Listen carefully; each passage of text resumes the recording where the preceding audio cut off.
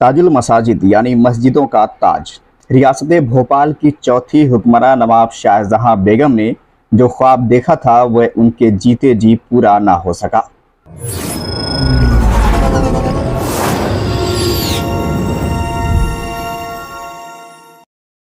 बादशाह शाहजहां द्वारा बनाई गई दिल्ली की जामा मस्जिद को देखने के बाद ही बेगम शाहजहां ने भोपाल में इस मस्जिद की तामीर अपनी रिहाइश शाहजहानाबाद ताजमहल के पास ही शुरू करी। अगर ये उनकी उम्मीदों और आरजुओं के मुताबिक बनती तो आज दुनिया की पहली बड़ी मस्जिदों में शुमार होती। आज भी ये दुनिया की चुनिंदा बड़ी मस्जिदों में और एशिया में छठवीं सबसे बड़ी मस्जिदों के रूप में मशहूर है। उस दौर के मशहूर आर्किटेक्चरों से इसका नक्शा तैयार करवाया गया था। सफ़ेद संगमरमर की 3 बुलंद गुंबदों और 2 आसमान छूती गुलाबी मीनारें इसकी खासियत हैं। सैकड़ों लोगों को एक साथ इमाम की आवाज़ सुनाई दे, इसके लिए इसमें आवाज़ गूंजने के सिस्टम को ऐसा बनाया गया जिसमें आखिरी आदमी तक साफ साफ इमाम की आवाज़ सुनाई पड़े। इस तकनीक को समझने आज भी यहाँ आर्किटेक्चर और इतिहास के कई विद्यार्थी आते हैं।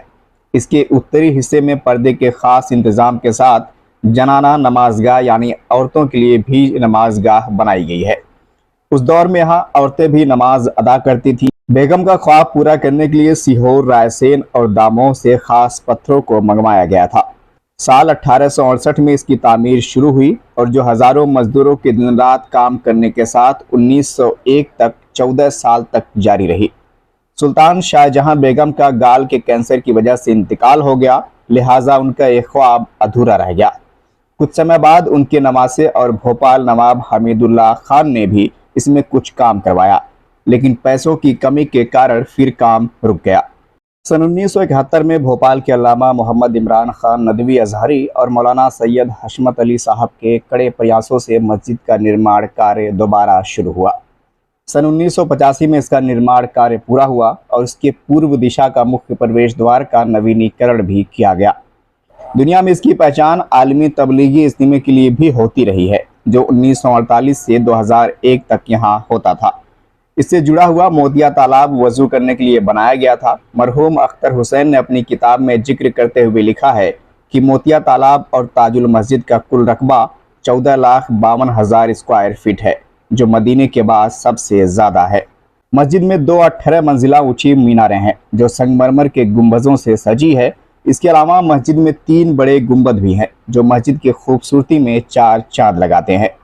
मस्जिद के बीचों बीच पानी से भरा एक बड़ा सा वजूखाना है। मस्जिद में एक बड़ा सा दालान, संगमरमर का फर्श और स्तंभ है। ताजुल मस्जिद की खासियत के बारे में अगर हम बात करें तो ताजुल मस्जिद एक ऊंचे प्लेटफॉर्म पर बनी है, जहां पहुंचने के लिए कई बड़ी बड़ी सीढ़ियां बनी हुई हैं। इन सीढ़ियों को देखकर ही आप इसकी भव्यता का यानी खूबसूरती का अंदाज़ा लगा सकते हैं। भोपाल की सबसे बड़ी मस्जिद का विशाल प्रांगण इसकी भव्यता को दर्शाता है। ताजुल मस्जिद का मुख्य द्वार 2 मंजिला और 74 फीट ऊंचा है। इसके अंदरूनी भाग में उत्तरी तरफ जनाना हिस्सा है जिसमें महिलाएं भी नमाज अदा कर सकती हैं। ताजुल मस्जिद के प्रांगण के पश्चिम में इबादत भवन है। ताजुल मस्जिद कैसे पहुंचे, अगर इस बारे में हम आपसे बात करें तो ताजुल मस्जिद भोपाल स्टेशन से कुल 3 किलोमीटर की दूरी पर मौजूद है, जहां पहुंचने में मात्र 8 से 10 मिनट का समय लगता है। अगर आप फ्लाइट से जाएं तो भोपाल में राजा भोज एयरपोर्ट है, जहां से शहर 15 किलोमीटर की दूरी पर मौजूद है। अगर आप एयरपोर्ट से बड़ी मस्जिद के लिए टैक्सी करेंगे तो 150 से 200 रुपये चार्ज लगेगा। इसके अलावा बस या ट्रेन से भी आप आसानी से भोपाल स्टेशन पहुँच सकते हैं। यहाँ से ताजुल मस्जिद जाने के लिए आपको टैक्सी या ऑटो हायर करना होगा, जो सीधे आपको ताजुल मस्जिद पर ही छोड़ेगा। ताजुल मस्जिद जाने के समय के बारे में अगर हम बात करें तो आपको बताना चाहेंगे ताजुल मस्जिद दुनिया भर की बड़ी इमारतों में मशहूर है।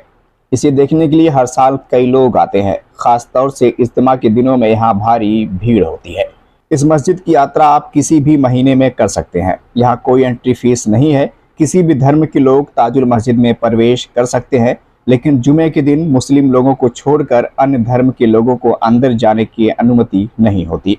मुझे उम्मीद है आपको ये वीडियो ज़रूर पसंद आई होगी। हमारा ये व्लॉग आपको पसंद आया हो तो वीडियो लाइक शेयर कीजिए। नसीम हसन व्लॉग चैनल को अगर आपने अब तक सब्सक्राइब नहीं किया है तो ज़रूर सब्सक्राइब कीजिए। हम फिर हाजिर होंगे किसी खूबसूरत इमारत और रोचक जानकारी के साथ। तब तक के लिए आप सबका बेहद शुक्रिया।